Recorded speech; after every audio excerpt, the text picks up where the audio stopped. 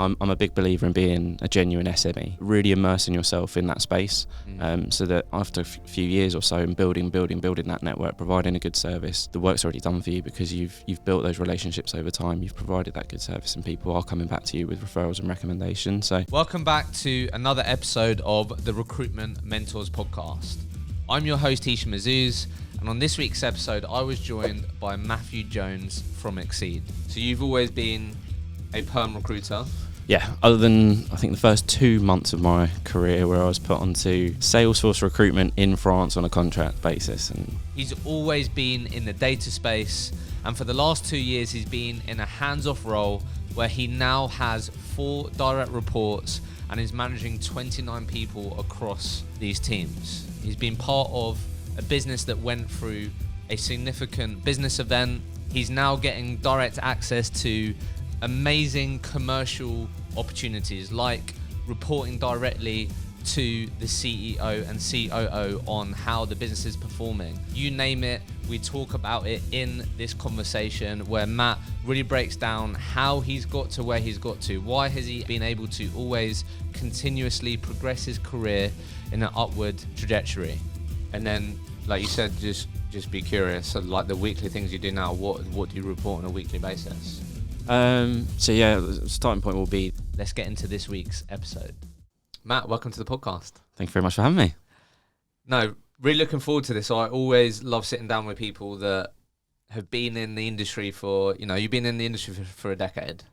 Just done, yeah. And you've built, an amazing career at Xcede where you've been there for 8.5 years. So I'm always interested to speak to people about, how that journey's been, how you've continued to evolve, improve, because, I think particularly in today's day and age, staying at one company for nearly, 9 years, it's becoming less and less common. Massively. We're quite lucky at Xcede. We've got quite good tenure. So I'm part of the furniture, but not the whole set. There's some good tenure there. So let's give everyone some immediate context. So we're just saying, done about 10 years in recruitment. We're going to focus on this journey that you've been on with Xcede. So you've always been a perm recruiter?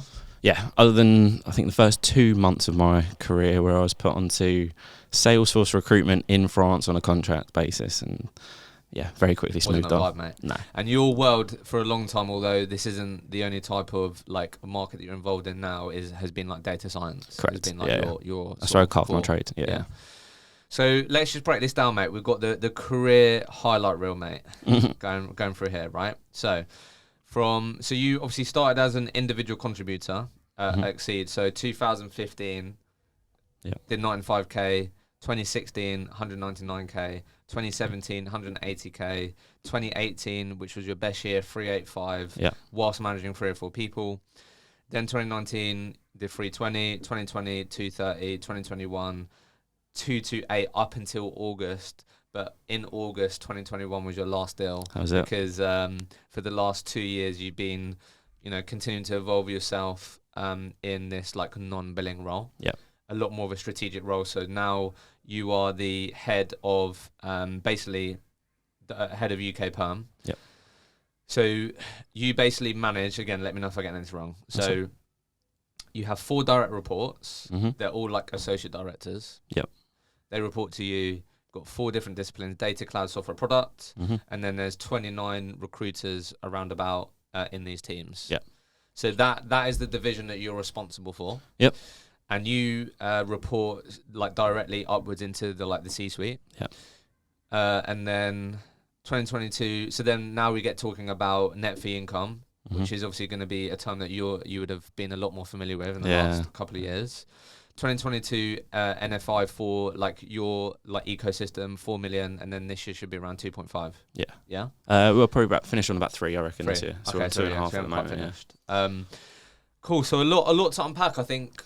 Yeah, it's a good summary. I'm really interested to talk to you about this journey that you've been on like being a biller to then like having to report directly to the CEO, COO, talking about the growth, looking at EBITDA and profit and these things. So let's start with the £1 million question.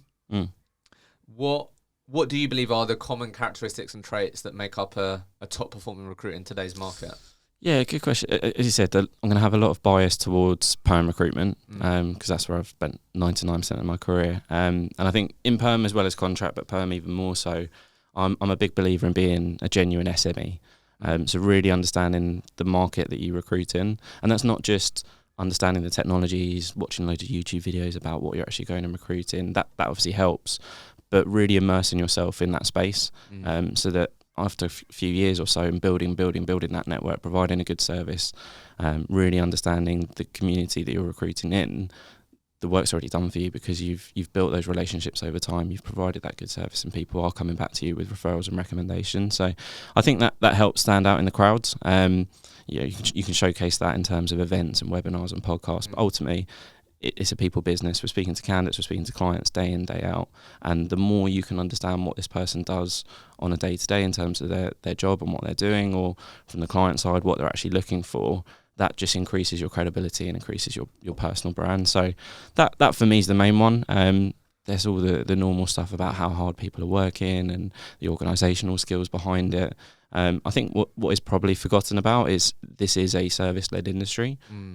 Maybe not to the extreme of the client is always right and putting them on a pedestal, but definitely providing that good service. So I always have a soft spot for hiring people internally for our teams that have worked in catering or worked in a bar or hospitality of some sort, or obviously sales would be great because they get that. So yeah, I think the SME part for me, that's how I carved out my career. That's where I see a lot of our top billers have genuinely built their brand within it, understand the space and are passionate about the space. But those other bits around organisation, how hard people are working, is obviously important as well. Curious just to ask you, I really agree on the SME piece. It's something that I've continued to really delve myself, like really lean into the last 3-4 years on the recruitment side. With that being so important to you, how, like, always curious to hear people's take on, like, when you're hiring someone, how long do you say it takes to become a true SME? Yeah, how long's a piece of string? You But can like do it. a realistic timeline. I get what you mean. I think 2 to 3 years. Yeah. If we're talking about cashing in on being an SME and utilising that network, I think from my experience and people that I've seen, 2 to 3 years is a good time where you start to really see the fruits of the labour that you've put in for those few years. But it doesn't take long to get those. If you speak to one candidate and you can come across passionate and interested and knowledgeable about what they're talking about, that one person, the very first person you speak to, could well go and give you the recommendation or referral you're looking for. So I think you could get too bogged down in being an SME and researching and getting stuck into all sorts of reading and Wikipedias and YouTubes about what you do. If you do that on the side and you want to go and further yourself in your market, fantastic. But yeah, I think to really see the rewards of it, it's a good 2-3 years. No, I think it's just important for people to hear that. Yeah. Because it probably takes longer than people.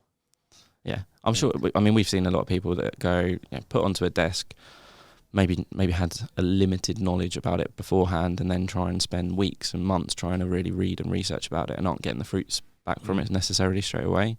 But being an SME has its plus points in different time frames as well. You can get the plus points straight away because you can see, as I said earlier, you can see the benefit of speaking to someone and understanding that space and what that comes back to. But what I'm also emphasising is that being an SME is really understanding the network, the market that you're recruiting in, and not just about the skill set. And that's a longer one. That takes a good couple of years.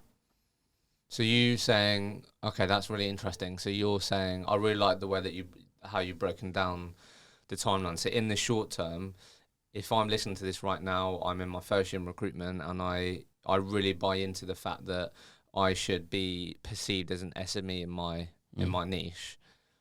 The short term benefits should be that I can understand a lot more of the conversations I'm having day to day, which can mean I can ask better questions, or I can come across more knowledgeable. But then you're saying the longer tail benefits are, if I speak to a data scientist, not only can I understand what a typical day looks like for Matt, the data scientist, I can also go when Matt says, I've been running into this problem at the moment, and there's not many other people in my team that have that experience. You can then go, Matt, Yeah. I know this other person that has been in your shoes and they're a couple of years ahead. Let me connect you with them. Definitely that. It's definitely the connecting dots. But I think that the $1 million question, whether it's a candidate or a client that we get every day, is what's the market like? And if you're newer to it and you're not an SME and you're in the first year of recruitment even, it's really hard to know because you don't have as much information or you don't have as much data to go on to effectively answer that question. So you probably waffle your way through it.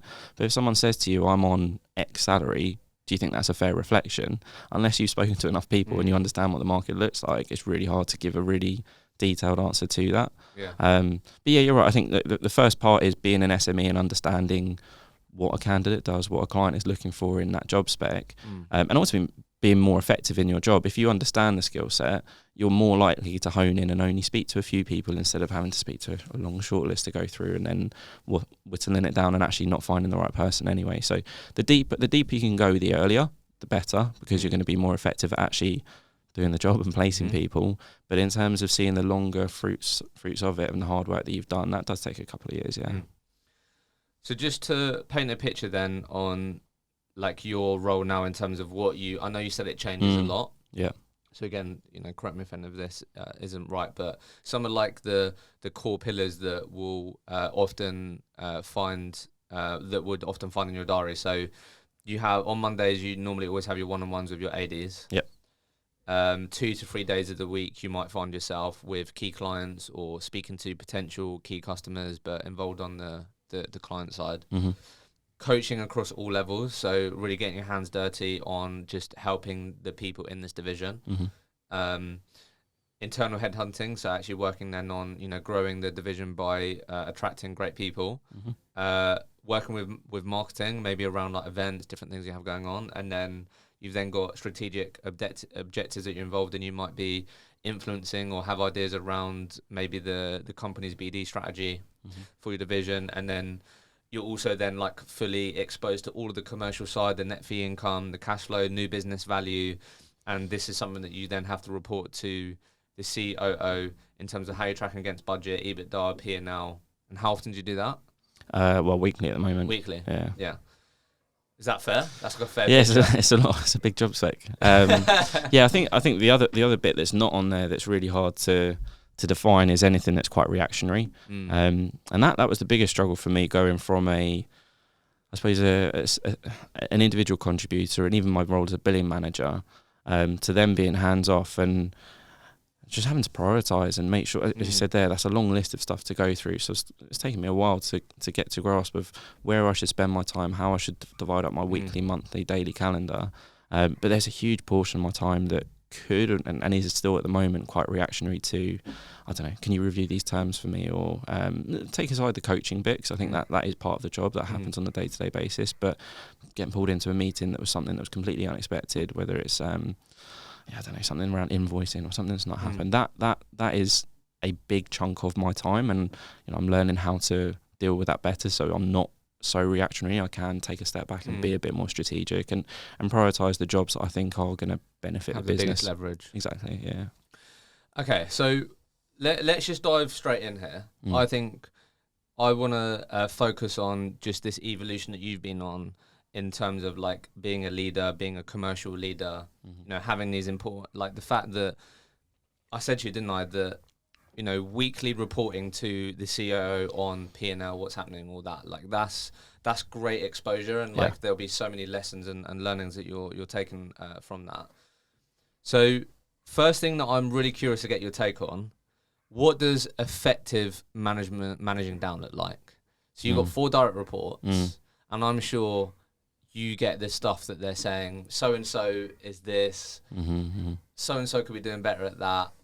And you might have like individual moments on like the coaching, but really in order for you to be effective in your seat, you have to have those effective lines of communication through the ADs to then, pass on any so talk to us a bit about that. Like what did you find difficult about that? Because that is quite an interesting skill set or something to get better at. What did you find difficult about that to start with? Yeah, my first role managing managers was actually before this role that I'm doing at the moment. So I did have a little bit of exposure to it, and managing one manager was a hell of a lot easier than as those reports got bigger and bigger.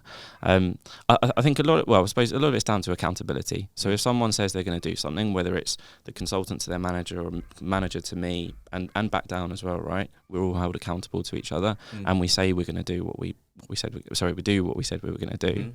A lot of it's around fact finding. So this person's really struggling with BD. What does that mean? What are they actually doing? What is their structure? What is their plan? Oh, they're doing this between this particular time. Talk me through it. How have they actually gone through it? So I think if I can have the conversations that I would do with a consultant the same way that I would with an AD, everyone's got the same goal. Everyone wants to achieve. So if I can have those same conversations, it allows them to know what sort of conversation I would be having and have the same ones back.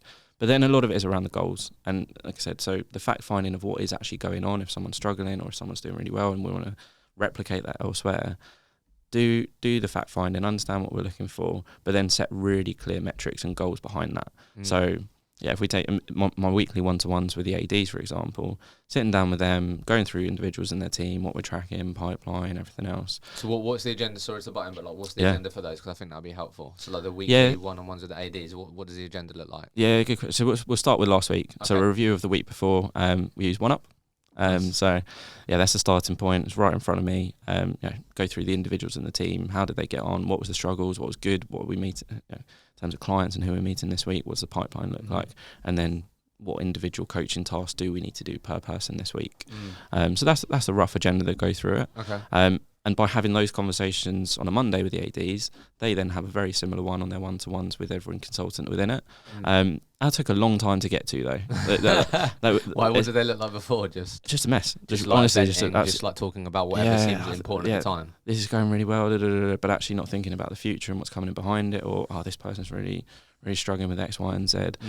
So it took me a long time to, I guess, just set a structure that I was comfortable with, that I could then hold the ADs accountable to. And now that they know that, they can do a similar thing and replicate it for their teams as well.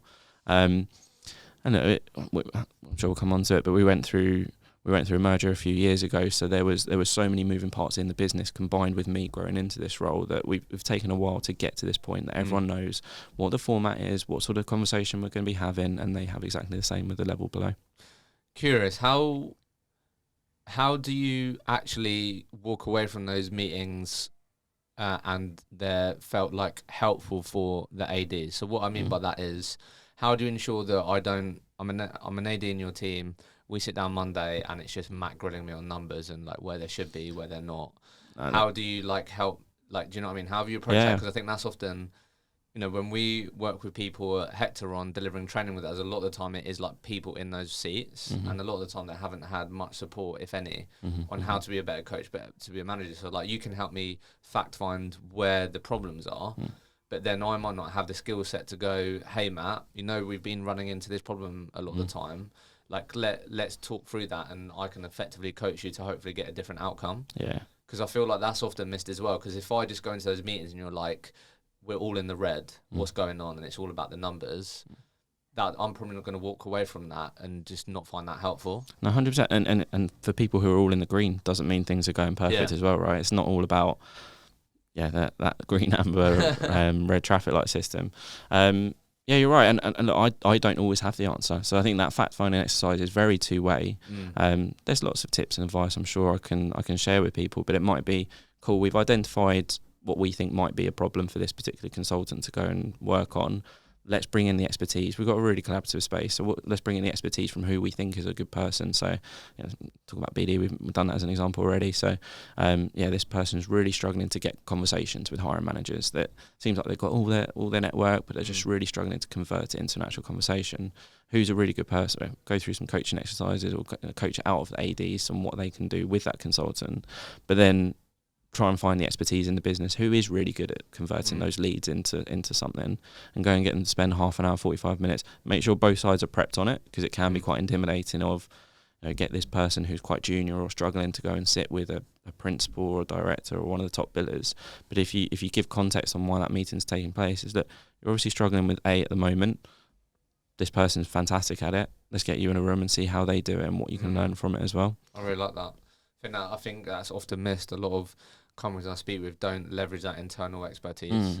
They just rely on people having the courage to ask for help. Yeah. And people oftentimes don't have that, or like don't find the right moment, or even though you can say until you're blue in the face, like open door policy, reach out when you can, it still relies on that person to have the courage to ask for help. Yeah. And that's, I suppose that's the beauty of my role, is it allows me to have a slightly higher level view on the strengths and weaknesses or where we are at any point in time. So it could be in those Monday sessions that Associate Director 1 is finding a struggle with Consultant 1. Associate Director 2 is also finding a very similar struggle with one of their consultants. Let's do a little workshop. Let's get a few people together. It can be the broader perm function in my case, because let's make it less intimidating and less feel like a boot camp for those that are struggling. But let's just treat it as a little workshop and get everyone in together. Yeah, no, I think I really like that. Curious then, just to talk to you about being in the seat that you're just talking about, in terms of you get like a really unique perspective.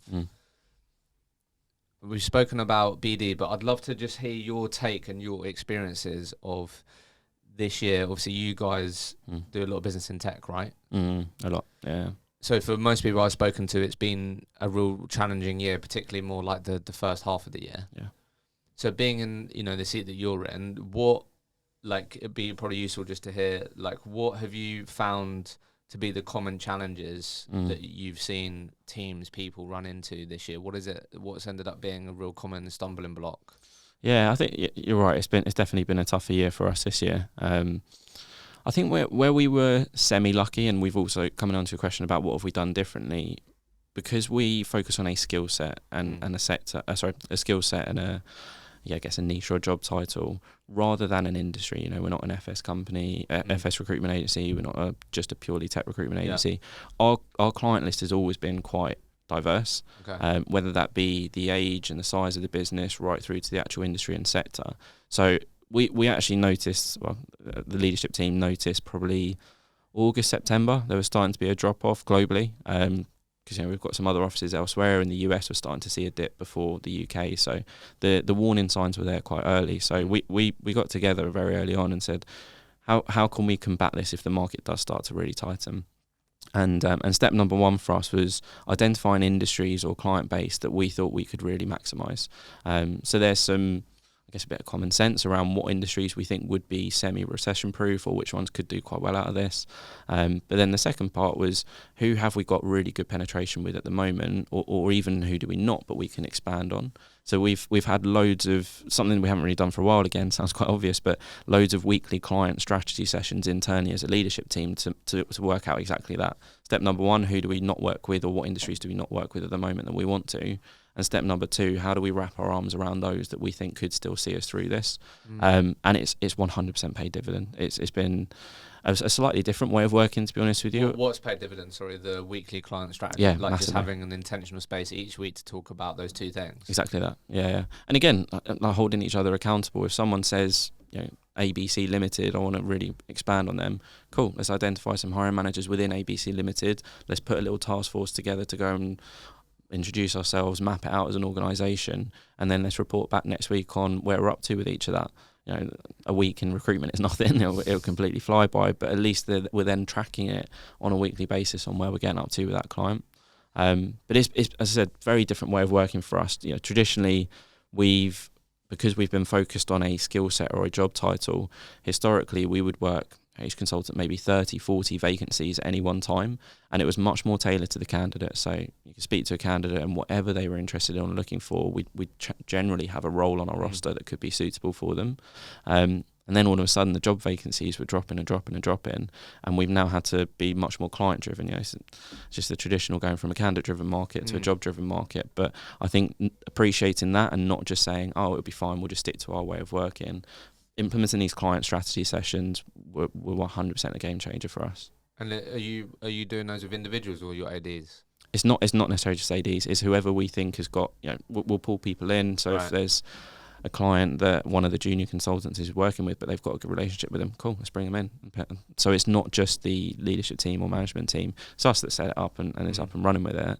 But it's anyone who we think is relevant for it. I love that. Honestly, you'd be so many people don't make space for stuff like that. No. It's just that all they're making sure people are doing is doing the 8 hours of BD a week. Yeah. BD is a never-ending task, right? I think if you say go and do BD, most people will go and sit on the advert, see what adverts are out there, put a couple of specs together and fire it out. BD can just be so much more interesting and so much more exciting if you actually put a little task force, some strategy behind it. I don't understand how and why. Yeah, definitely. And also buddying people up, right? For that example I mentioned earlier of someone who might be a more junior consultant perhaps, that's a great exposure for them to maybe work with a couple of other more senior people who've been doing it a lot longer, but buddying up and actually getting a little task force together to go and tackle that client. This podcast is proudly partnered with Vincere, the all-in-one recruitment agency software that over 20,000 recruiters trust daily. We're also partnered with the award-winning OneUp Sales, the sales and motivation platform that enables you to maximize the potential of your teams. We love partnering with both of these organizations because they share our mission in helping you get the most out of your people and your business. You can get exclusive offers because you listen to this podcast and get up to 10% off the usage price forever. Use the link in the show notes to get your hands on that. Let's get back to the episode. Okay, let's just talk about this for a sec, just because one, clearly that's been impactful. And people listening, this could be something that they could sort of consider implementing in their teams. So you said with the client strategy, so like basically saw signs early on. So then basically you made the decision that each week you're going to make intentional time to talk about, what are we doing specifically on the client side that we feel is going to be, a smart choice with our time, and equip people with like a plan. And like you said, hold each other accountable. So just talk to me about, firstly, how long are these sessions typically? About an hour now. They were long to start with because step number one was the mapping out of who we want to even go to. Right. So that was quite long-winded. I think one of the key things we learned over time was the shorter the list, the better. You don't want hundreds of companies on this because it's just going to be this never-ending task that actually defeats the purpose of what it's meant to be, which is really tailored, really specific. A list that we think is going to maximise opportunity for us. So that was, I think we got down to 10 per section. So 10 that we don't work with that we want to, and 10 that we do work with that we want to continue and expand. Okay, so basically the first step was, who are they? Who are we going after? Yeah. And you break it down into two categories. Yeah. Who do we not work with that we want to? Yeah. And who do we currently work with or have terms with that we feel like we could be doing way more with? Yeah. On the first category, what ended up being like the key bits in terms of why did they make it into that category? Yeah, it was mainly size and space. Okay. So pick some example, energy, for example. Obviously, it was doing all right. So energy clients were a big one for us, and we won't go into specifics, but we broke into a couple off the back of that task alone. Looking for ones that were the sexier brands, the VCs, were probably the ones to avoid for us. In a tighter market, VC-led businesses were less likely to go and do huge rounds of recruitment. So I think swerving those, which were traditionally a huge client base for us, that was our sweet spot, is Series A through to IPO type businesses and helping them scale. So actually swerving them as much as possible, and probably more the traditional household brands, the FTSE 100 organisations. But again, spreading our bets a little bit, so looking at telco, energy, oil and gas, and really spreading it that way. So did you have people come to those sessions with, hey Matt, these are the clients that I think I want to put in this category? Everyone, yeah. Everyone. So everyone came, like the task was, right guys, I want you to identify clients that, you don't work with, you want to, that you got terms with, that you're not doing as much with, and then they'd come to that session, and then you'd break it all down together on like if they should stay in that category or not. Exactly that. Yeah, I think so. Going back to your question of why them as well, one thing I forgot to mention is obviously they have a team or have a need for the skill set we recruit. Yeah, sure. So looking at ones that they have a problem that you feel like that you can solve for them. Yes, maybe not even necessarily a problem yet because we don't know. But at least that they've got some sort of function there, or we think there is a good use case for a function there. In line with your skill sets. Exactly. Yeah. Okay, so that took a couple of weeks to get it whittled down to a core list of companies that was manageable for people to take consistent action on over a week. Yeah. Okay, so that's the first step, which I think, one, for anyone listening, if your consultants can't tell you at least 10 that go in both those categories, or maybe just the first category because they haven't got any terms signed, missing a trick or making it more harder for them, because then you're making it very clear, or just giving them really clear companies and brands to be going after rather than just, I think that just helps, having a clear direction. Definitely. So we've done that, and then what did the sessions then consist of? So if I'm coming to that session, you're like, okay, look, these companies look great, Hisham. Yeah, definitely, and these companies over here as well. Perfect. That's a really good list. What are we then focusing on? Yeah, again, it took a few weeks to get the format, but where we've kind of landed up to is then putting task force per client. Sorry. So what does task force mean? So teams of 3 or 4. So yeah, let's call them ABC Limited. So trying to make sure there is someone, the 4 skill sets we recruit in terms of data, software, cloud, and product.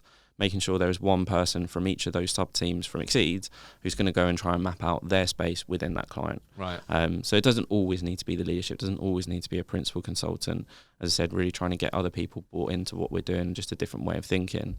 So making sure there is a task force of, I said, 3 or 4 people per client, and then what sort of metrics or information do we want to come back with next week. So it's a bit easier for the ones that we've already got the terms with or we've already worked with and placed with. That is much more around, I guess, we drew up a nice grid of where have we transacted internally with each of those clients. So if we've already transacted in data, product, software and cloud, wicked, they're a gold client for us. How do we get even more out of them? And that might be leveraging on those relationships with TA and HR to maximise that a bit further, selling different solutions to see if we can get some retained or exclusive work within there.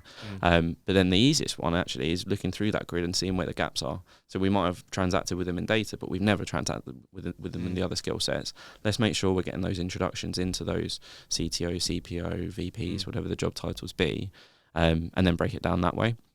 The ones of who we haven't yet worked with, that's a bit harder because where do you start? By having the task force, because we've been so skill set led, that's a good starting point. So you have one person from data, they'll reach out to the data managers and say, hey, this is who we are, this is what we've done with the competitors, and go through that way.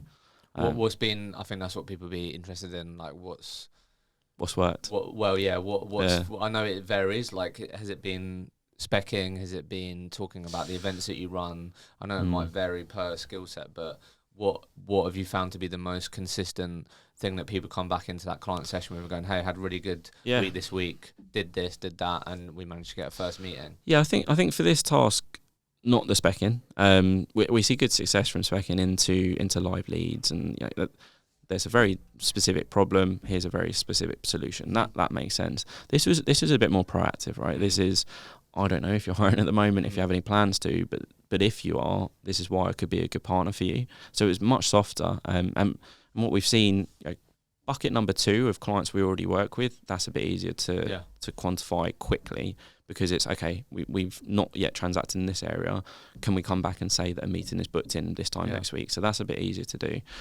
What's worked with us, or what we've started to see work for us in bucket number 1 of clients we don't work with, is that longer term relationship building. We're now probably 7 or 8 months properly into this task force of how it's all working, and those conversations, those clients that we're bringing on board, those jobs we're now pulling, have taken a long time to get to there. So again, anyone listening, it's the patience with it. I know it's the most frustrating thing to hear, but yeah, we haven't had a golden bullet. As you said, it's been our events, it's been our podcasts, it's been our webinars. A lot of it's just been showcasing work that we've done in their specific area. So whether it's a competitor we've placed with or companies that are in and around their world. How do you showcase that though? Like case studies? A lot of it just packs, PDF packs. Not so much one pages, because I think there's quite a bit of information we can put on there. So the more packs we can provide, the better. We've got our standard client brochure, and then we'll just add a few slides that are specific to that client or that sector and that industry. I mean, you'd be surprised how many people don't have that. Mate, so this is the thing. We've only done it off the back of this as well. Really? Yeah. We've had a client brochure, but it's been so generic. But it wasn't specific. You're like, that's what makes it more impactful, right? Yeah, but our marketing team are wicked, so we work very closely with them to make sure that we've got every consultant has access to the share drive, so they can get their own what do we call it? But yeah, the amendable packs basically, and then there's the template energy and product or whatever. Yeah, and then a lot of it is, okay, if I'm new to it and I'm going to go and target an energy business, what energy clients have we worked with before? And that's not on a CRM. We don't yet have something that we can segment based on industry and get all the testimonials ready made. So there is a bit of work going in the background to get to that point where it's a nice polished brochure, a nice introduction that goes out, so that someone actually opens it. Okay, these guys know what they're doing. Yeah, and it's not just what you're saying to me. There's evidence that I can point at. Exactly. Yeah. What have you, just curious and like what's ended up in these packs? Is it just a combination of testimonials? Is it we reduced their hiring time to this, that sort of stuff? Yeah, like, what have both. you ended up putting I can't remember off the top of my head all the individual bits, but a lot of it is introduction to Xcede, the skill sets we recruit, high-level testimonials for us as a business generally, so some key logo brands, a page that then specific to that industry with logos of competitors or people that we've placed in and around there, and then some quotes from 4 or 5 people, again, the more varied in terms of someone from product, someone from data, someone from tech, the better. We've got one page which is around the service level offering that we can provide, whether it's contingent, retained. We've got one page in there that is specific to what we do within the community around our events and our webinars and everything else. And then one that's a link to our salary guide. So I think altogether it's just a nice polish. This is who Xcede are and what we do, but you can tell it's tailored to them. Tailored to them, yeah. I love that. No, I appreciate you sharing that. I know, as you'll know, like so many people have struggled. Like, I just really like how start to see a problem, come up with a solution, you refine it over time, and now it sounds like you've got a process that actually has ended up being really valuable to have in your teams to be doing on a weekly basis. And it's constantly improving as well, right? Like, I think assuming that you've got to the end goal is the worst thing you can do. By constantly improving, whether it's the packs that we're putting together and people have got different ideas. Maybe it's moving away from a pack altogether and doing a video introduction or something. But I think keeping fresh and making sure, so it's enjoyable, so that the job itself, because BD can be quite a thankless task. So by having these task force, it feels quite interesting. It's a bit more project based. Yeah, I like that it's not. I do also like that. Obviously, you've got the benefit of the different skill sets and the different divisions, but I do like that idea of the task force, because then you can sort of bounce off each other and be like, oh Matt, I managed to get into, like, I spoke to the data person, how are you getting on with the product person? Like, I think that's a quite smart way to talk to me then about, like, I wanted to frame this up in a way where when you started to then, like, what was the beginning steps of Matt now having to understand P&L and these things? Like, when did that start to happen? I couldn't even put a specific date on it. It's bit more and more so as the months go by. I think probably tail end of 2021 was when I was in my non-billing role, and that was the first time I almost single-handedly took responsibility for a budget. So August 2021, I think I did my last deal then, and September, October time we were starting to put together the NFI budget for the year, for next year. And that was the first time it wasn't just okay, cool, what's the NFI and the NBV going to be for a team? How does that trickle down to EBITDA? And it was a learning curve, and still is a learning curve on the importance of it. And we talked about cash flow and invoice and everything else that comes with it. But I think by spending more time with my CEO at the point in time, and also our CFO now on the importance of it and learning through it, I'm quite lucky my wife is an accountant, so that helps. I've got a little bit of an insight to it. But yeah, probably formally this time 2 years ago, give or take. So what was you, like, as you started that and as you continue learning about that, executing the reports, looking at your important dashboards, what was you most surprised by is what I'm interested in. So someone listening to this right now, they're a recruiter, they might have aspirations to get to where you got to or become an associate director or whatever. Like, with those set of glasses on, like, what do you think they'd be most surprised by? Is it how long it takes typically to get paid? Or, I don't know, like, what were some of the things you're like, oh, that's really interesting how that works, or I didn't expect that? Yeah, how long it takes to get paid, definitely. I'm trying to think the other one. I suppose the actual conversion rate. So maybe it's specific to us as a business and the pain points we've had over the last few years, but seeing a phenomenal month of what I thought was NFI and what that equates to at the end. And then also trying to then explain that, because we're really transparent, explain that back to the sales floor on, it may feel like we're absolutely killing it, but we still need to work on these areas. And that's why we need to, a lot of it has come from a merger, so there was very bloated costs that, not just about headcount or anything like that, but things like insurance and loads of other bits that I've never even considered, and that ultimately trickles down to the bottom line. So I think that was a biggest one, maybe specific to me at my point in time and where the company was, that the business, 2021, 2022 was a phenomenal year for recruitment, but actually EBITDA, I was looking at it, I was like, surely we're making more money than that. But it's, I think that was the biggest, maybe not a learn, but I guess just the biggest shock. And then, okay, how can we... Well, you never would have had to think about that before. No, it's true. I think the other one, which is I was already familiar with, but is the difference in motivation between MBV and NFI. And that's obviously from a perm point of view, contracts maybe a bit more transparent because that's what you're tracking on a weekly basis with your runner book. But seeing a phenomenal month of MBV. So wait, just explain that. Sorry, yeah. So MBV for us is new business value. So whatever I place a candidate today, put the deal through once they've ticked all the boxes that we're happy with for compliance. That goes on the board. That goes on the board. That's our MBV. Yeah. NFI is when we actually get paid, or when the company gets paid. So in perm, especially in the UK, let's say people have got a 3-month notice. I do a deal today in October. That candidate might not start till January. The NFI then comes through in January. Get paid commission in February. So it is a slightly different. We get paid on candidate starting, so that's already part of your thinking process. But it's celebrating. Most of the celebrations we have in terms of our incentives, our lunch clubs, our holidays is all around MBV. And I do think that's the right way of doing it for us as a business anyway, is because we want to be constantly driving new activity rather than the same top billers sitting on their NFI and getting on the incentives. That's not really what it's about. So that was another one as well, is great NBV doesn't necessarily equal NFI in that quarter or in that month. So try and track it and look at the seasonality behind it as well, because there's seasonality behind placing candidates and doing deals, but there's huge seasonality on when those candidates are going to start the job. Like tracking for that.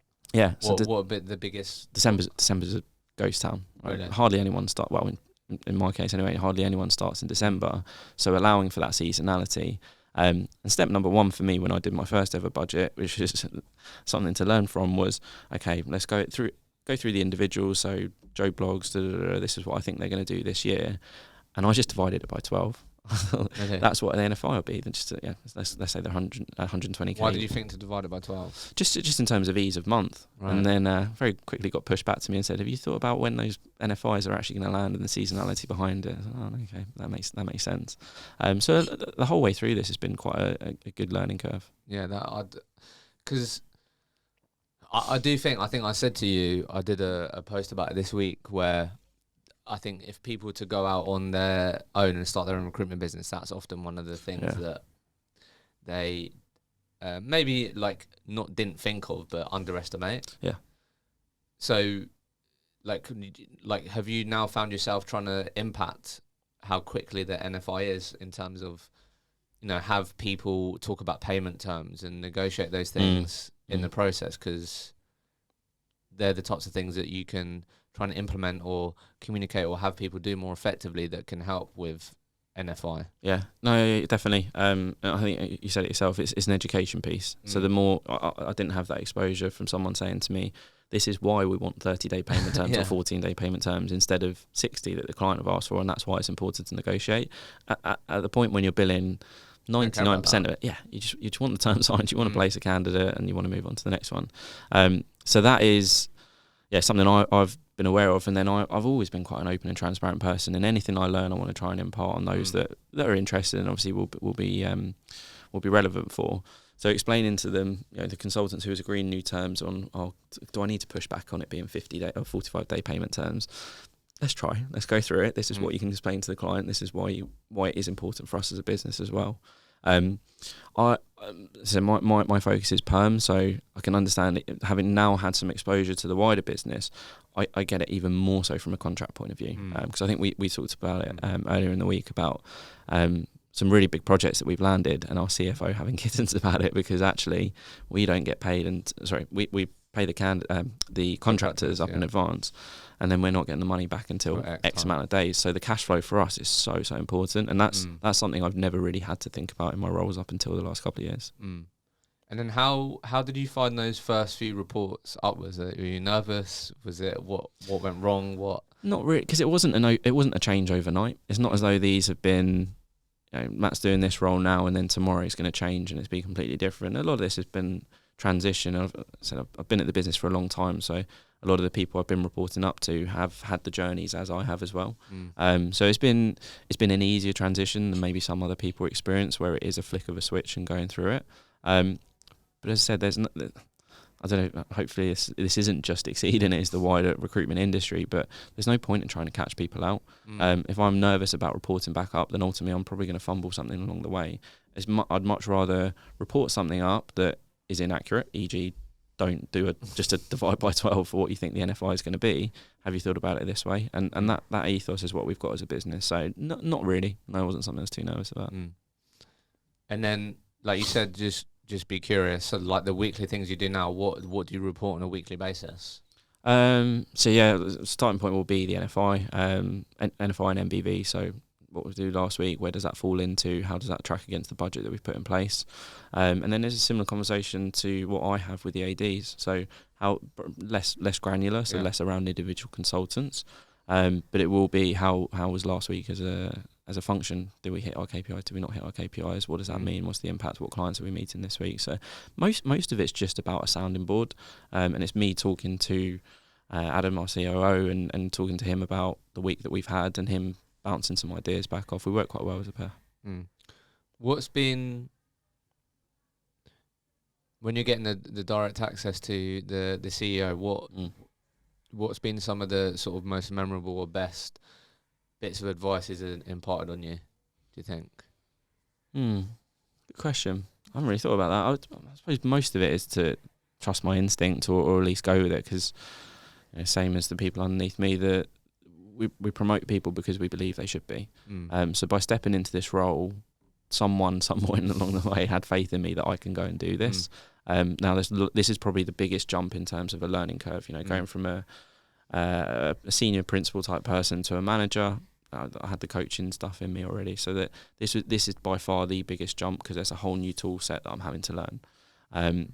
But I think just having the faith that someone out there has believed in me to go and do this role, so them passing that back on to me that I can go and do it.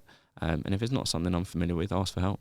And then curious, because there's a lot of different things, like we said at the beginning, there's a lot on that list that you could be doing. You're trying to figure out to get better at, like being like less reactive, but maybe that's always going to be part of your role. Yeah. So just curious to hear your take on, like, right now, from your perspective, because you've been doing this for a couple of years now, what do you think are some of, if not the, like, highest leverage activities you can spend your time on? A lot of client stuff. Yeah, definitely. Especially at the moment where we are lighter for jobs than we're used to. The more I can be bringing in, the more I can be on those meetings and maximising. That's not to mean that I am better than anyone in the business necessarily, but I have a fancier job title, which is part of it, right? So if I'm going to go and meet a head of TA, head of HR, or even some C-suites within the business, just by being there adds some credibility to the consultant that I'm going with, or a couple of the consultants I'm going with.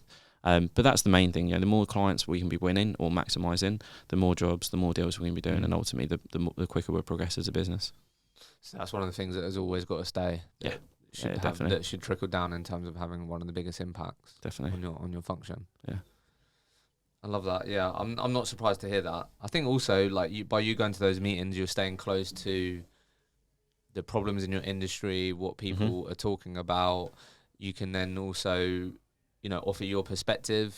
You can talk about how you're seeing this in the data industry that could be impacting the product industry. I don't know exactly how it works, but you've got a really great, unique perspective that you can, I'm sure you can add for sure in those things as well. Speaking about BD, I think something that you said you pride yourself on is thinking outside the box.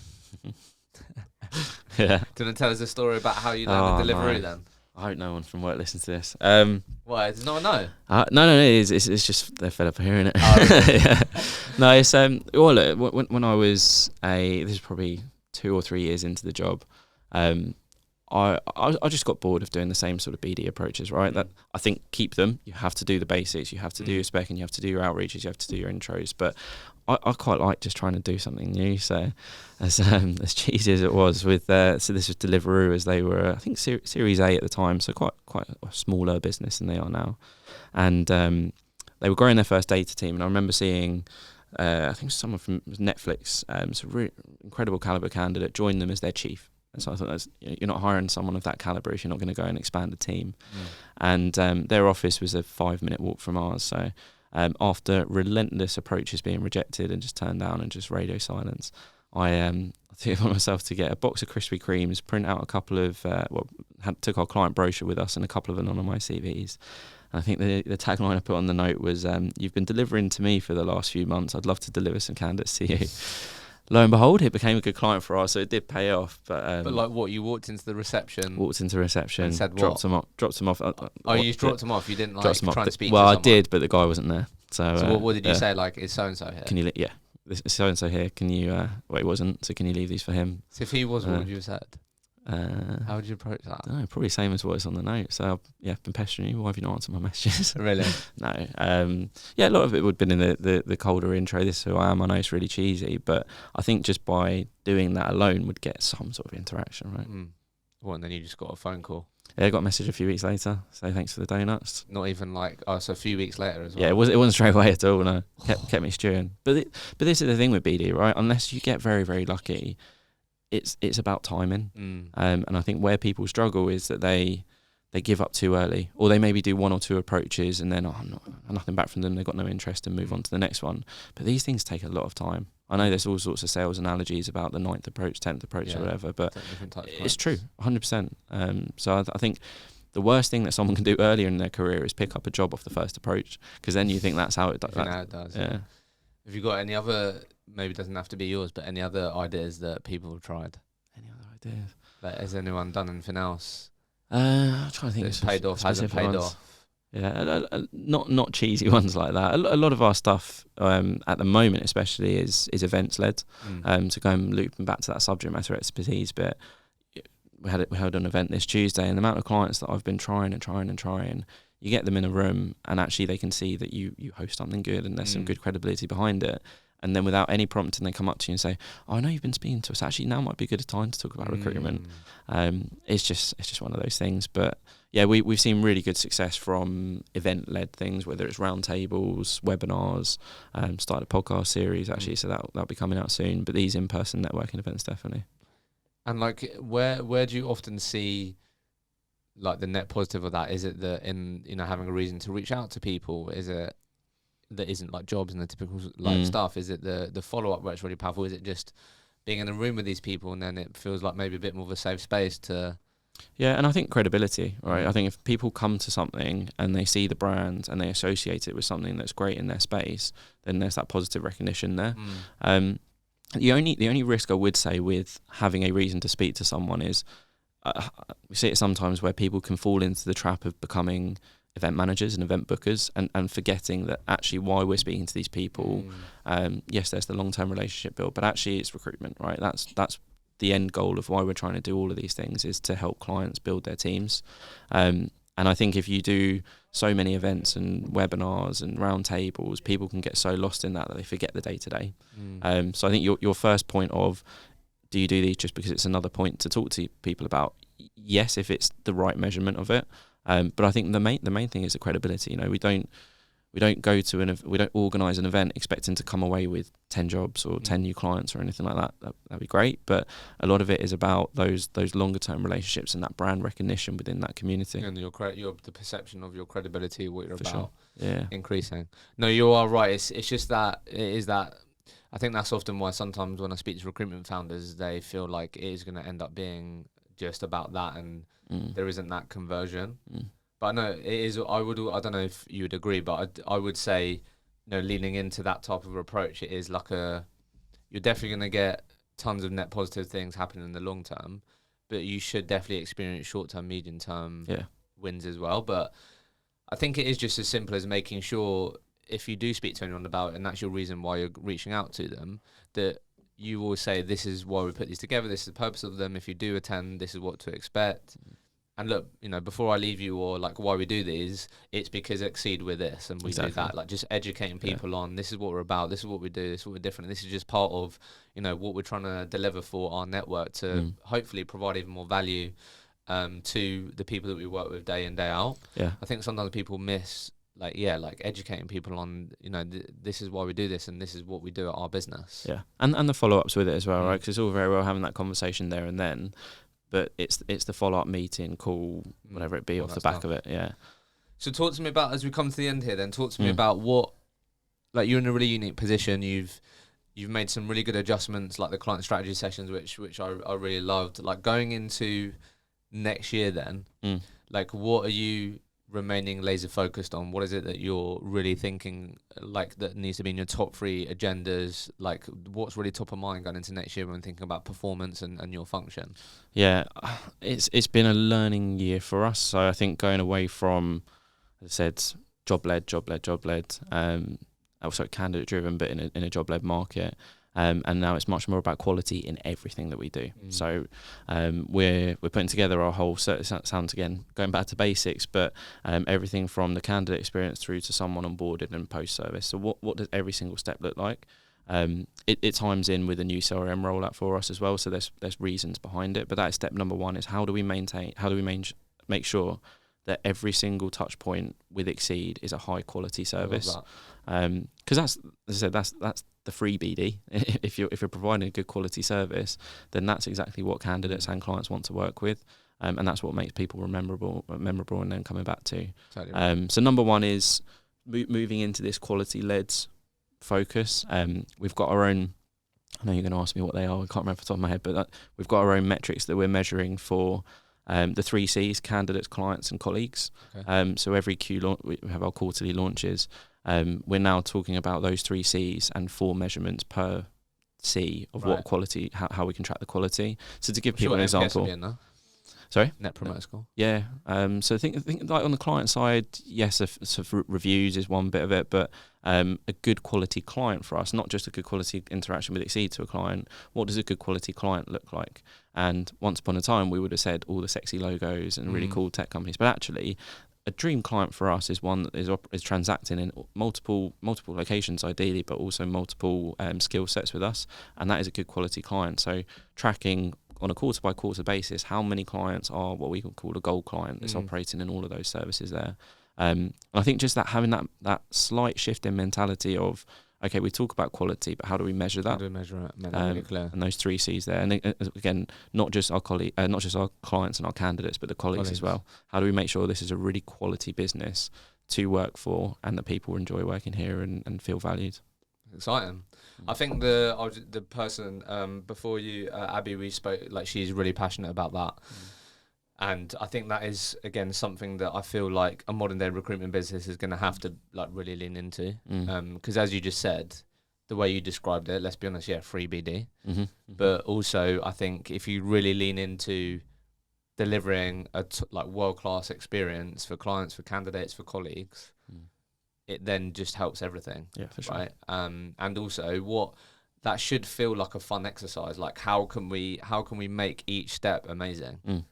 I think that's a great thing to be focusing on and thinking about. Yeah, and have that pride with it. I think, Matt, it's been a pleasure. Thank you. I think you've been on an awesome journey. I think clearly like there's still going to be tons more to learn. Like really exciting what you're going to continue to be exposed to, how you're going to help drive the business forward.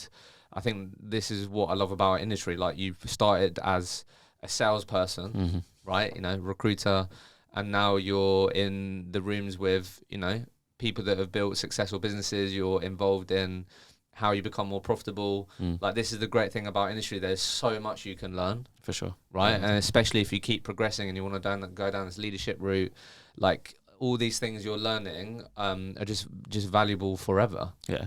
I think we touched on this earlier in the week, didn't we? That recruitment is a career. Yeah. And I think there are so many people that fall into recruitment for want of a better phrase. But it took me probably a couple of years to realise this can be a career. This doesn't need to be something that I'm just bumbling into and not sure what I'm going to do later on in life. And I've been really lucky. I've had a wicked journey with Xcede, and I think they've opened my eyes to this being a career. And I'm really keen to instill that opportunity in others underneath me as well. It's not just, okay, this is wicked for me, I'll go down my own little journey now. I want to try and take people through the education pieces that I'm having now, and everything from a consultant understanding why payment terms is important and what that all leads to. So it's been really good to do. Love that. Matt, it's been a pleasure. Likewise. Appreciate it. Thank you very much.